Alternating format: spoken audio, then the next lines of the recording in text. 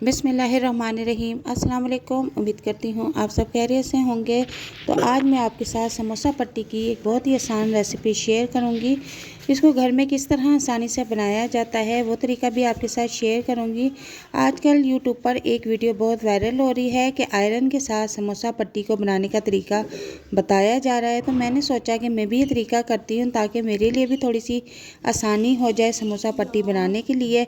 लेकिन मुझे उसके क्या रिज़ल्ट मिले हैं बताती हूँ वीडियो में आगे चल के। तो लेकिन उससे पहले आप लोगों से दरख्वास्त है कि अगर आप हमारे चैनल पर नए हैं तो हमारे चैनल को ज़रूर सब्सक्राइब कीजिए, बेल आइकन को भी प्रेस कीजिए। तो चलते हैं अपनी रेसिपी की तरफ। सबसे पहले मैंने परात में 300 ग्राम मैदा लिया है, उसमें हाफ़ टी स्पून मैंने नमक ऐड किया है और 3 से 4 चम्मच के करीब मैंने इसमें ऑयल ऐड कर दिया है।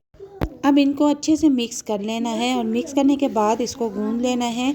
जिस तरह हम घर में नॉर्मल रोटी का आटा गूंदते हैं बिल्कुल इसी तरह हमने ये वाला आटा भी गूंदना है। आटा हमने बिल्कुल नरम रखना है, ज़्यादा सख्त या पतला नहीं करना। अगर आटे को थोड़ी देर के लिए ठहरा दें तो आटा बहुत अच्छा गूंदा जाता है। सो दैट मैंने आटा गूंद लिया है और इसको अब मैं आधे घंटे के लिए कवर करके रख दूँगी।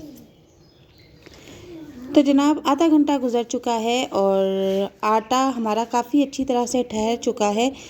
मैंने 5 रोटियों का आटा गूंदा था तो मैं इसके 4 या 5 पेड़े बनाकर रख लूँगी और बनाने के बाद इनको भी 15 से 20 मिनट के लिए ठहराऊँगी ताकि हमारी जो समोसा पट्टी है वो बहुत अच्छी ज़बरदस्त बन के रेडी हो। तो 5 पेड़े मैंने रेडी कर लिए हैं और इनको अब मैं 20 मिनट के लिए रख दूँगी। तो 20 मिनट गुजर चुके हैं, अब मैं इनको बेलना शुरू कर दूँगी। लेकिन उससे पहले हम शेल्फ़ पे थोड़ी सी डस्ट कर लेंगे खुशक आटे की और इसके बाद इसको फिर बेलना शुरू कर देंगे। और काफ़ी बड़ी रोटी बेल के मैंने रख ली है और बेलने के बाद मैं इसको एक साइड पे रख दूँगी और दूसरा पेड़ा लेके उसको भी अच्छी तरह से चारों तरफ से प्रेस करके उसको भी बड़ी सारी बेल के एक साइड पे रख दूँगी। इसी तरह मैंने 5 पेड़ों की रोटियां बेल के रख लेनी है और रखने के बाद मैं बताती हूँ आपको कि इनका क्या करना है। फिर आपने शेल्फ़ पे खुशक आटे की डस्ट करनी है और पहली रोटी रखनी है, उसके ऊपर आपने फिर खुशक आटा जो है डस्ट करना है और उसके ऊपर आपने दूसरी रोटी रखनी है। इसी तरह इसके ऊपर फिर डस्ट करना है आपने। यही सारा तरीका 5 रोटियों पे करना है। इसके सेंटर में कोई ऑयल नहीं लगाना आपने, ये सिर्फ़ आपने खुशक आटा इस पे लगाना है। आपकी रोटियां कभी भी नहीं चिपकेंगी। आप वीडियो में देख सकते हैं कि मैंने ऑयल का इस्तेमाल नहीं किया है, ऑयल सिर्फ मैंने आटा गूंदने के दौरान ही इस्तेमाल किया है।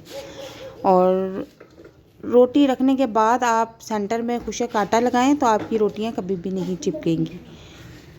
इसी तरह से मैंने 5 रोटियां एक के ऊपर एक करके रख ली हैं और सेंटर में मैंने खुशक आटा भी लगाया है। अब इनको मैं हल्के हाथों के साथ बेल के और बड़ा कर लूँगी। इसके बाद आ जाती है आयरन की बारी। इसको आयरन करते हैं लेकिन उससे पहले एक पेपर रोटियों के नीचे और एक पेपर रोटियों के ऊपर रखना है। बटर पेपर मेरे पास नहीं था तो मैंने घर में जो कागज़ पड़े हुए थे वही यूज़ कर लिए हैं। आयरन को मैंने अच्छी तरह से गर्म कर लिया था और गर्म करने के बाद तकरीबन 20 से 25 मिनट तक मैं रोटियों के ऊपर फेरती रही हूँ, लेकिन मुझे इसके कोई अच्छे रिज़ल्ट नहीं मिले।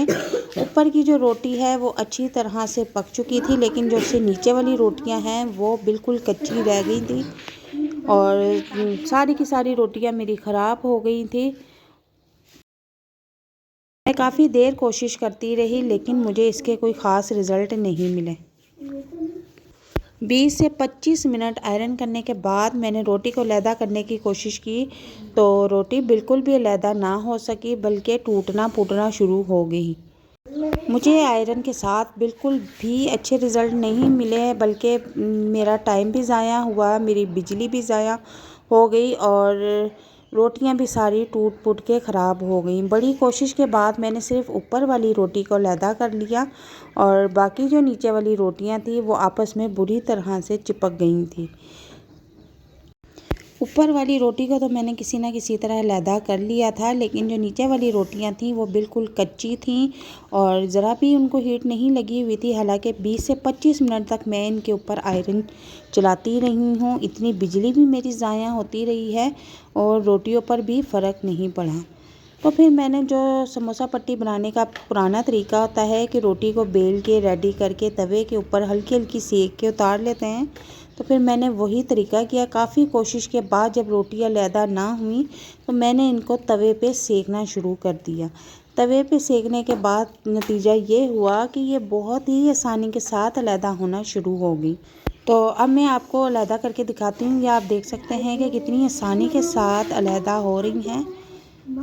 तो ये वीडियो बनाने का मकसद यही है कि आजकल वायरल वीडियो के पीछे लगकर अपना टाइम और बिजली ज़ाया ना करें। इसका जो पुराना तरीका है कि रोटी को बना के बेल के तवे के ऊपर सेकने का तरीका है, वो बिल्कुल परफेक्ट तरीका है। आज की मेरी वीडियो में थोड़ी सी रेसिपी ख़राब तो हुई है, लेकिन इससे मुझे बहुत बड़ा तजर्बा भी मिल गया है। तो अब मैं इनकी कटिंग कर लूँगी और साइड की जो रोटियां मुझसे ख़राब हो गई हैं आयरन की वजह से, उनको भी मैं कट करके एक साइड पे कर लूँगी और इसकी बराबर शेप में रख के पट्टियाँ कट कर लूँगी। तो मेजरमेंट आपने अपने हिसाब से एक सही तरीके से करना है और उसके बाद इसकी कटिंग कर लेनी है। और कटिंग करने के बाद आपको मैं बताती हूँ कि हमने इसका समोसा कैसे बना के रेडी करना है।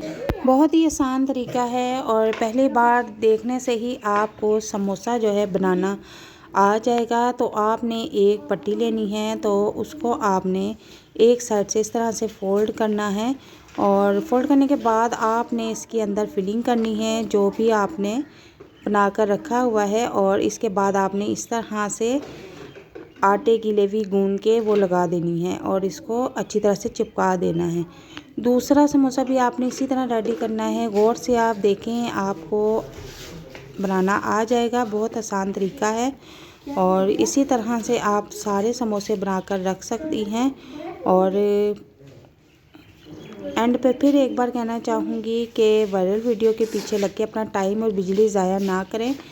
समोसा पट्टी बनाने का जो पुराना तरीका है वही बेस्ट है और उससे टाइम की भी बचत है और बहुत ही आसानी के साथ बनके रेडी हो जाती है। अपने आप को मज़ीद ना खपाएं और आसानी के साथ रोल पट्टी बनाकर रख लें और इसको किसी एयर टाइट चॉपर में रख लें और पूरा रमज़ान इस्तेमाल करें। ये बाज़ार से भी अच्छी केमिकल से पाक और साफ़ माहौल में आपने बनाई है।